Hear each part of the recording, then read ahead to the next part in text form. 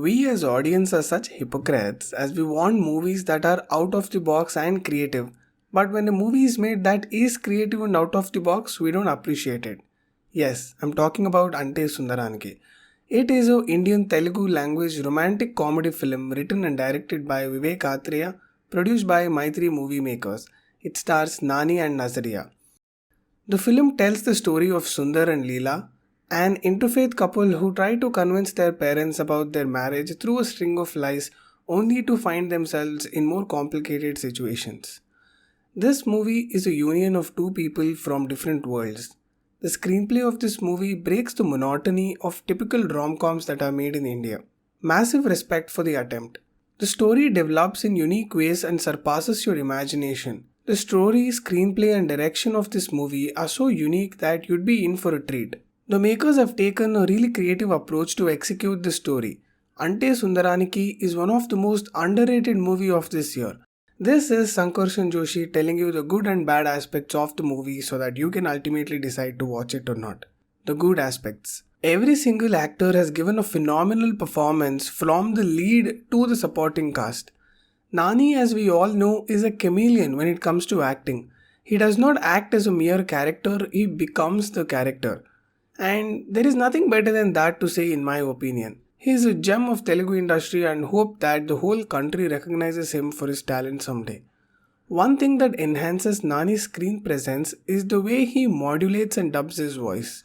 If acting is challenging, then going back to the studio and giving voice to it is even harder. But Nani just nails it.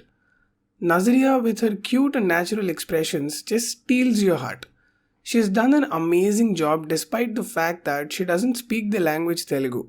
The role of parents in this movie is a crucial one and they have done a phenomenal job. Naresh and Rohini as Nani's parents play orthodox Brahmins and you can see how they owned the role from their expressions to mannerisms.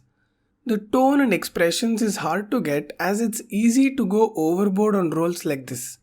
We have seen a portrayal of a typical Brahmin in a comical and over-the-top manner, but this movie portrays realistically.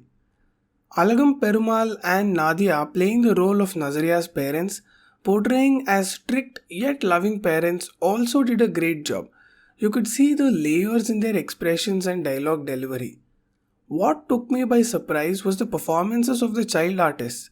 The performances of child artists are often ignored by us, but in this movie you're gonna appreciate them. The makers have done a great job creating the environment of the characters which help you understand where the characters come from.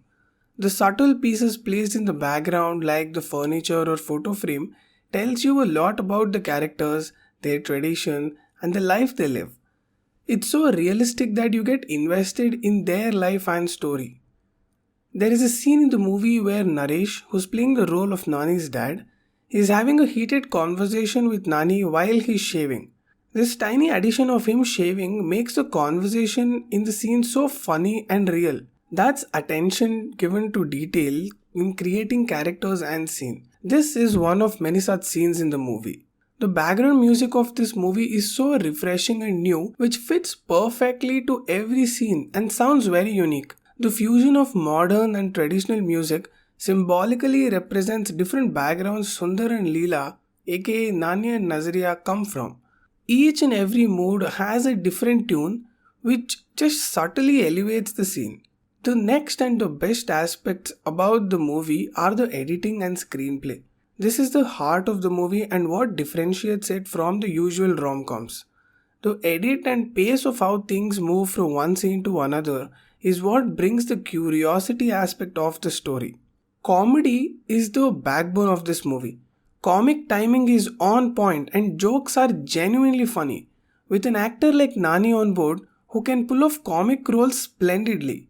In my previous video, I reviewed a Hindi movie Phone Booth where I went on and on about how sincere the makers should be to make a comedy sequence or write jokes. Please do make sure you check it out. The dialogues written in this movie are so tight and crisp, which makes a back and forth conversation interesting and funny. You're gonna have a lot of laugh out loud moments while watching this movie. Now let's get into the bad aspects of this movie. First being the length of the movie. The movie is almost 3 hours long, for which you have to be really patient. The movie's graph slightly falls down until it hits climax in terms of holding audience attention. In few sequences, the pace of the edit is so fast that you might lose track of what's happening. The only drawback about the screenplay of this movie is that the transition between multiple timelines might keep you confused. The pace of the movie misses establishing few relationships and characters, which makes you less connected with them. Example, Anupama Parmeshwaran and Harshavardhan, who's playing roles of colleague and manager of Nani respectively. They don't have a clear introduction, they just barge into the story. Moving on to the next underwhelming aspect, which is an unrelatable problem. The conflict of the story is caste system, which most of the viewers might not relate to and doubt its relevance to the modern day setting. That's about it, ladies and gentlemen. Here are my thoughts on the movie Ante Sundaraniki.